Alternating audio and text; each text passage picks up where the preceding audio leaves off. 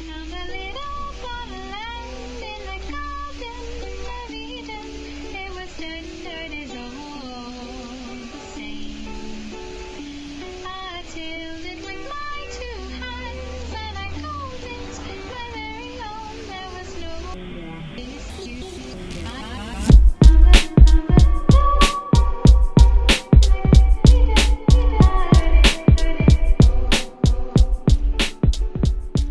Hi, I'm Kyla Beale. I'm from Jellybrain Community House and we are working towards a workshop with Ammie Jackson on edible weeds. We are back again this week in Ammie's kitchen with some exciting new developments and here to pick her brains on what we can do in the kitchen with edible weeds. Thank you, Ammie. Thank you. So last time you guys were here, we went into a bit of detail about dandelion, and now we're just going to give a bit of an overview on a few more weeds that are easy to find and identify, and some quick, simple, healthy ways that you can get those into your kitchen. So we'll head out to the garden again, have a look, and then we'll come back here for a bit of a cook up of my famous green pancakes.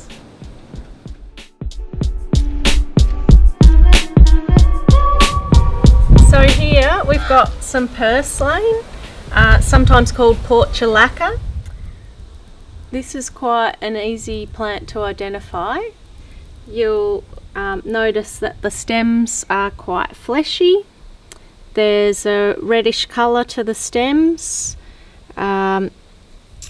fleshy leaves, and there's no flowers on here at the moment, but when it is flowering there'll be a small yellow flower there.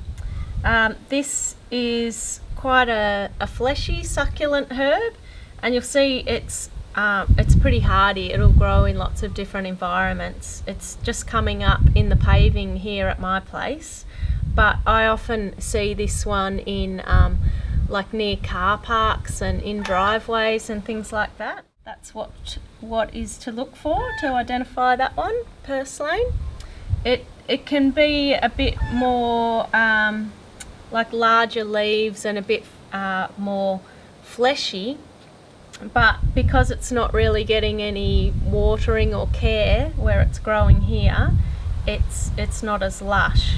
But this is still one that I would include in our recipe today, and I would put it in salads, or it's actually a good one for pickling as well because it's got this fleshy stem. You can put it in your pickle brine and preserve it for later use. This is a really healthy herb to eat. It's got vitamin A and vitamin C, but one of the most useful things about it is it's really high in omega-3s. So if you're not getting enough omega-3s from other parts of your diet, like fish and seafood and things like that, this is a really helpful herb to use. So like other foraging that I do, I would just collect a little bit to add into the recipe, yeah, we need a few more weeds for our recipe, so we'll go and see what else we can find.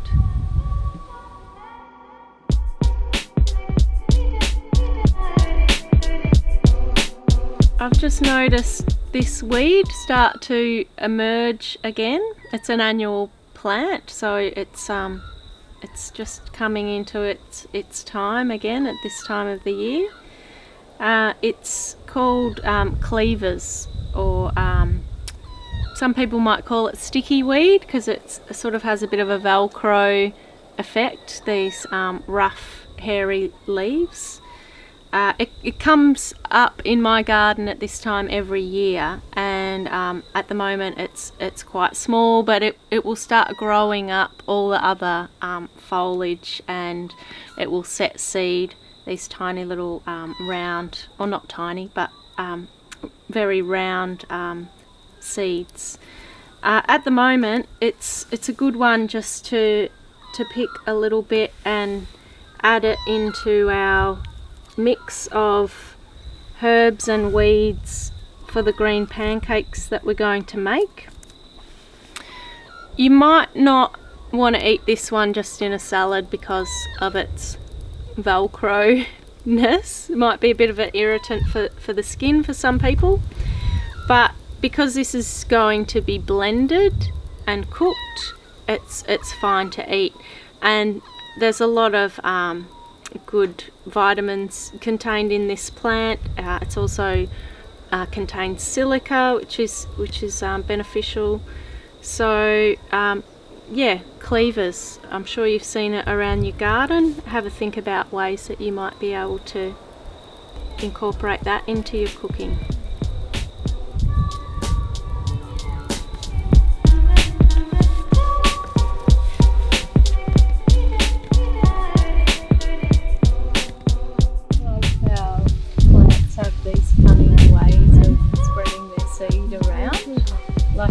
That will latch onto the fur of an animal, and then it'll end up kilometres away from its parent plant.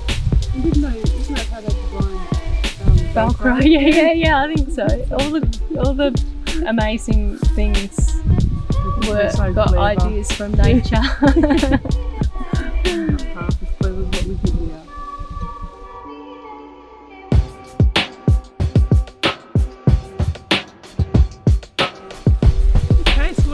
Here. This is sheep sorrel, and it's a really tasty weed.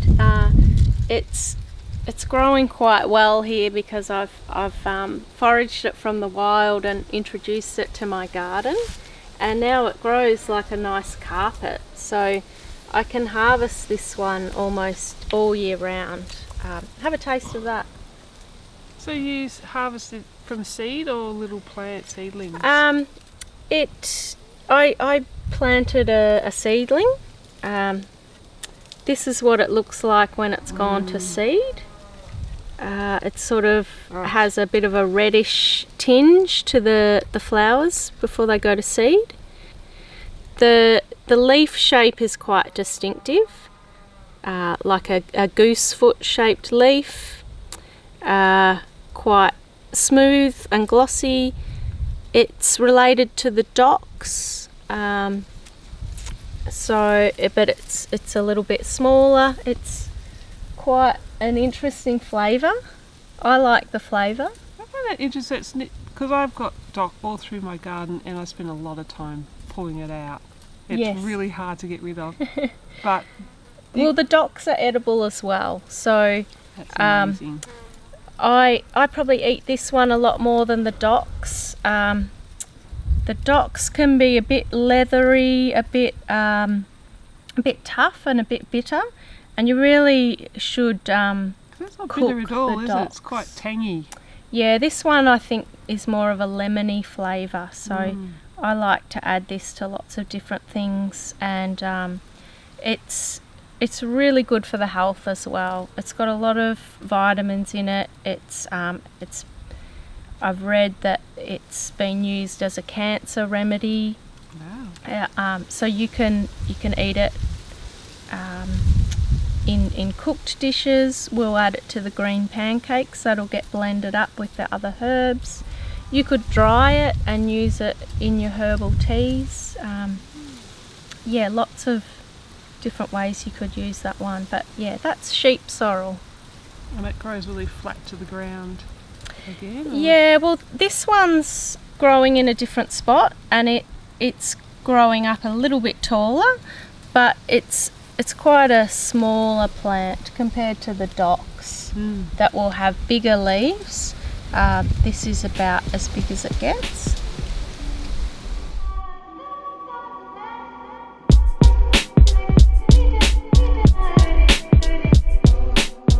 Just so clarifying, the big beautiful round ones are the native geranium. Yep, that one. Yep.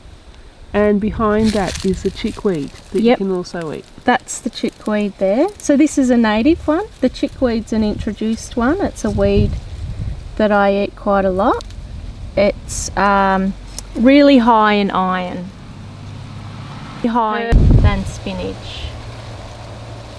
Really? Yeah.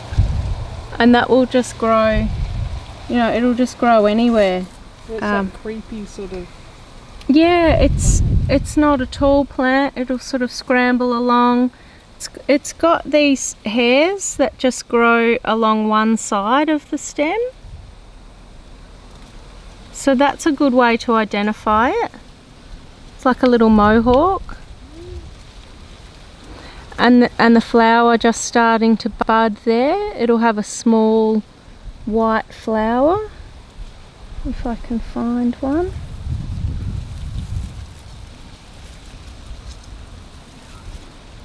Yeah, that's some of the flowering parts there.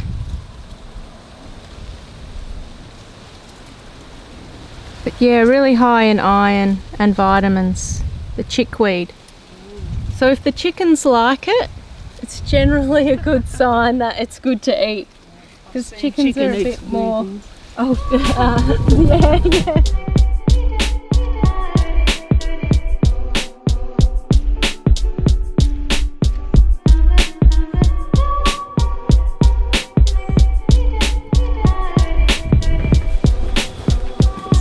Quite hungry work doing all this foraging, isn't it?